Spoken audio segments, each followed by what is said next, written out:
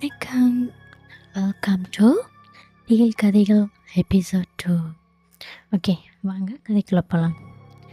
சரிங்க, இது ஒரு ரூம் ரெண்டல் பார்த்தோன்னா ஹாரர் கதை. என்னென்னு பார்ப்போமா? இவர் பேர் பார்த்தீங்கன்னா குமார். குமார் கிடாவில் இருக்கிறவர். இவருக்கு பிள்ளைங்களை ஒரு ஹோட்டலில் 5 ஸ்டார் ஹோட்டலில் வேலை கிடச்சிருக்கு.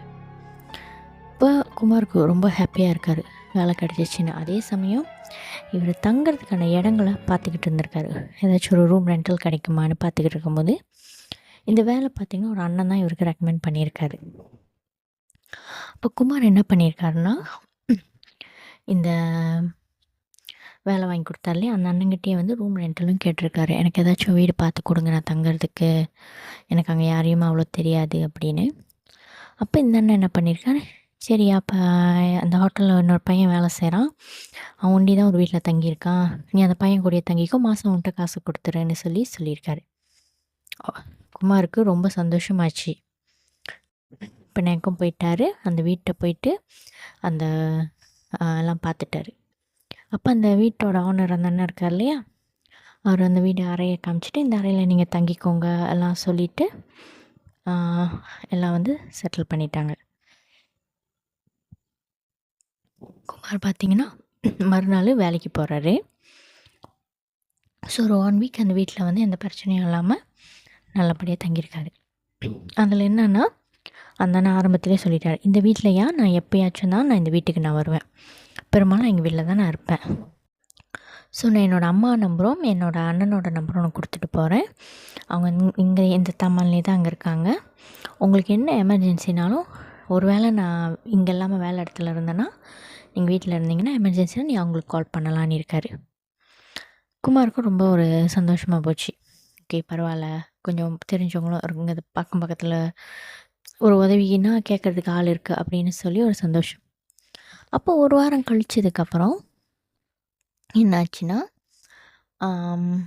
இவர் குமார் வீட்டில் படுத்து தூங்கிகிட்ருக்காரு. நல்லா ஆழ்ந்த உறக்கத்தில் இருக்கார். அப்போ ஆழ்ந்த உறக்கத்தில் இருக்கும் பொழுது வீட்டோட லைட்டெல்லாம் அடிச்சுட்டு, அறை லைட்டெல்லாம் அடிச்சுட்டு, வீடு ரொம்ப ஒரு ஒரு இருண்ட நிலையில் தான் இருக்குது. குமாருக்கு ஒரு சத்தம் கேட்குது. அந்த சத்தத்தை கேட்டு ஒரு கண்ணு முழிச்சிட்டாரு. ஆனால் என்ன கண்ணுக்கு எதுவுமே தெரியல. அது என்ன சத்தம்னா, அந்த அலமார் மேலே அந்த நெகத்தை போட்டு அப்படியே சுரண்டினா சத்தம் கேட்குமா அந்த மாதிரி. அப்போ குமார் ஆழ்ந்த உறக்கத்தில் அந்த அறத்தூக்கத்தில் இருந்தனால அதை பற்றி அவ்வளோ இது பண்ணிக்காமல் திரும்பவும் உறங்கிட்டார். திரும்ப அந்த சத்தம் கொஞ்சம் வேகமாக கேட்க ஆரம்பிச்சிருக்கு. இவர் என்ன பண்ணியிருக்காரு, அவர் ஃபோனோட லைட்டை எடுத்து அந்த அலமாருக்கு நேரம் அடிச்சிருக்காரு. பார்த்தா ஒரு உருவம் அந்த அலமாரு மேலேருந்து தலைக்கீழையாக அந்த அலமார் மேலேருந்து இறங்கி வர்றதை பார்த்துருக்காரு. பார்த்த உடனே இவருக்கு தூக்கி வாரி போட்டுச்சு. உடனே ஃபோன் லைட் அடிச்சுட்டு எதுவுமே நடக்காத மாதிரி தலையோட போரையை பற்றிட்டு படுத்து தூங்கியிருக்காரு. மறுநாள் எப்போது மாதிரி அதை பற்றி ரொம்ப யோசிக்கலை. எப்போது மாதிரி வேலை போய் செஞ்சுட்டு இருந்திருக்காரு. ஒரு வேளை காலுக்களும் உள்ளே வந்திருக்கும், அதனால தான் அப்படி நடந்திருக்குன்னு. மறுநாளும் இது தொடர்ந்துருக்கு. அதே மாதிரி சத்தம் கேட்டிருக்கு, அதே மாதிரி ஒரு ஃபோன் லைட் அடித்து பார்த்துருக்காரு, அந்த உருவம் அந்த மாதிரி வந்திருக்கு. ஆனால் இவரை எந்த தொந்தரவும் செய்ய கிடையாது. ஆனால் அது இந்த மாதிரி சின்ன சின்ன தொந்தரவுகள் அந்த பயமுறுத்துகிற மாதிரி செஞ்சுருக்கு. இவர் என்ன பண்ணிட்டார்னா, அந்த அண்ணங்கிட்ட போய் இந்த விஷயத்த சொல்லிட்டார். அந்த ஓனர் அண்ணன் இருக்கா இல்லையா, அவர்கிட்ட, அவர் கூட தங்குற அந்த அண்ணன். இப்போ அந்த அண்ணன் என்ன சொன்னான்னா, இது வரைக்கும் நான் தங்கியிருக்கேன், ஏன் இந்த மாதிரி பிரச்சனைலாம் இல்லையா, ஏன் உங்களுக்கு இந்த மாதிரி பிரச்சனைன்னு சொல்லியிருக்காரு. தெரியலண்ணே, நீங்கள் எனக்கு பயமாக இருக்க ஒண்டி தங்குறதுக்குன்னு இருக்காரு. சரியா பரவாயில்லைங்க, கவலைப்படாதீங்க, இன்றைக்கி நைட் நான் உங்கள் கூட அங்கே தங்கிக்கிறேன், இன்றைக்கி நான் என் வீட்டுக்கு போகலாம், நான் உங்கள் கூட தங்கிக்கிறேன்னு இருக்கார். குமாருக்கு கொஞ்சம் மனசு கொஞ்சம் ரிலாக்ஸ் ஆச்சு. ஓகே அப்படின்னு. அப்போ இந்த இரவு பார்த்திங்கன்னா, அந்த இரவு 2 பேரும் டின்னர் முடிச்சுட்டு கொஞ்சம் நேரம் பேசிவிட்டு அவங்க அறையில் தூங்க போயிட்டாங்க. நள்ளிரவு மணி 12 இருக்கும். குமாருக்கு முழிப்பு வந்தது.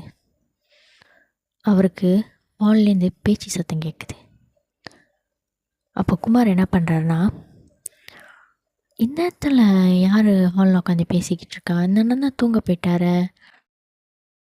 என்னவா இருக்கும்னு சொல்லி மனசுக்குள்ளே ஒரு யோசனை ஓடிக்கிட்டுருக்கு. சரி என்னன்னு தான் பார்ப்போமேன்னு சொல்லி இவர் என்ன பண்ணியிருக்காரு, கதவோரம் காதை வச்சு கேட்டிருக்காரு. தெளிவாக என்ன பேசுகிறாங்கன்னு அவரால் கண்டுபிடிக்க முடியல. அவருக்கு கேட்கல, விளங்கலை. ஆனால் ஒரு பேசுகிற சத்தங்கள் கேட்குது. கதவை சத்தம் போடாமல் மெதுவாக திறந்து பார்த்துருக்காரு. பார்த்தா அவர் கூட தங்கியிருக்கிற அந்த அண்ணன் ஹாலில் உட்காந்தி அவர் எதிர்க்க பார்த்தீங்கன்னா எந்த உருவமும் குமார் கண்ணுக்கு தென்படலை. ஆனால் இவர் பேசுகிறாரு. என்ன பேசுனார்னா, நான் தான் அவங்ககிட்ட சொல்லிட்டேன்ல, அந்த பையனை எதுவும் தொந்தரவு செய்யாதனே, நீ ஏன் போய் அவனை தொந்தரவு செய்கிற? அவன் கொஞ்ச நாள் தான் இங்கே தங்குவான், அவன் வேலை செய்கிறதுக்குன்னு வந்திருக்கான், சரியா? நீ அவனை எந்த தொந்தரவும் செய்யாத, அவனும் எந்த தொந்தரவும் ஒன்று செய்ய மாட்டான் அப்படின்னு சொல்லி இவர் பேசிக்கிட்டு இருக்காரு. குமாருக்கு ஒரு மாதிரி பேனிக் ஆகிட்டார். என்ன அப்படின்னு கதவு அமைதியாக சத்தம் இல்லாமல் லாக் பண்ணிவிட்டு அவர் மெத்தையில் படுத்திருந்துட்டு யோசிச்சுட்ருக்காரு. அப்போது இந்த உருவத்துக்கும் அந்த அண்ணனுக்கும் ஏதோ சம்மந்தம் இருக்குது.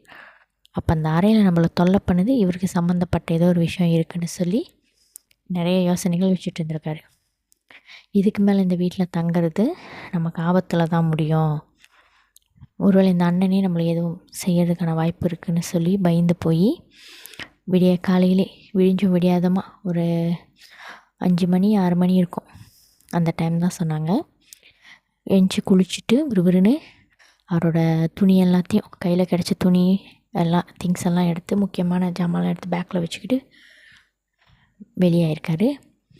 அந்த நேரம் அந்த அண்ணன் கதவு வந்துட்டு, இந்த நேரத்தில் எங்கேயா வெளியே போகிறீங்கன்னு கேட்டிருக்காரு. வேலை 8 மணிக்கு தானே, வேன் அப்போ தானே வரும், ஏன் இப்போ போகிறீங்கன்னு இருக்காரு. இல்லைண்ணே, இன்றைக்கி நான் கொஞ்சம் வெள்ளனையாக வெளியே ஆகிறேன், நான் பாஸ்கிட்ட சொல்லிட்டேன், ஸோ அதாண்ணே தூக்கம் வரல, அதனால நான் கொஞ்ச நேரம் வெளியில் அப்படியே போய்ட்டு பசேறிட்டு நான் அப்புறம் கிளம்பிடுவேன்னு சொல்லிவிட்டு, சரிண்ணான்னு சொல்லிவிட்டு விறுவிறுன்னு அங்கேருந்து வெளியாயிட்டார். இதுதாங்க இந்த ரெண்டல் ரூமோட கதை. ஆனால் இதோட பார்ட் 2 இருக்குது, ஓகேங்களா? இதோட பார்ட் 2ல் என்ன நடந்துச்சுன்னு நம்ம பார்ப்போம். ஓகே, ஸோ வீடியோ பிடிச்சிருந்தால் லைக் பண்ணுங்கள், சப்ஸ்கிரைப் பண்ணுங்கள், என்னோடய சேனலுக்கு மறக்காமல் சப்போர்ட் பண்ணுங்கள். ஓகே, நன்றி.